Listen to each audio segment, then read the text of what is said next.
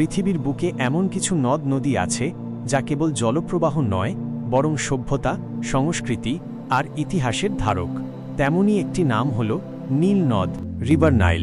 এটি কেবল পৃথিবীর দীর্ঘতম নদীই নয়, এটি এক প্রাচীন সভ্যতার জন্মদাত্রী, লক্ষ লক্ষ মানুষের জীবনরেখা এবং অসংখ্য রহস্যের আধার।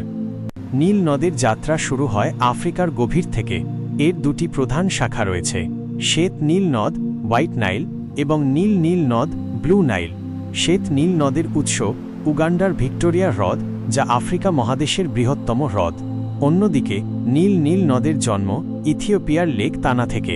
সুদানের রাজধানী খার্তুমে এই দুটি শাখা একত্রিত হয়ে মিশে যায় এবং এরপর এটি মিশরের মধ্য দিয়ে প্রবাহিত হয়ে ভূমধ্যসাগরে পতিত হয়। নীল নদ মোট 11টি দেশের উপর দিয়ে প্রবাহিত হয়েছে, যার মধ্যে মিশর, সুদান, উগান্ডা, ইথিওপিয়া অন্যতম। 3. প্রাচীন মিশরের ইতিহাস নীল নদ ছাড়া অকল্পনীয়। প্রতি বছর নীল নদের বন্যায় বয়ে আনা পলি মাটি কৃষিকাজকে উর্বর করত, যা মিশরীয়দের জীবনধারণের মূল ভিত্তি ছিল। গ্রিক ইতিহাসবিদ হেরোডোটাস মিশরকে নীল নদের দান, the gift of the Nile বলে অভিহিত করেছিলেন। এই নদীর তীরেই গড়ে উঠেছিল বিশ্বের অন্যতম শ্রেষ্ঠ সভ্যতা, যা বিজ্ঞান, শিল্পকলা, স্থাপত্যে আজও আমাদের বিস্মিত করে।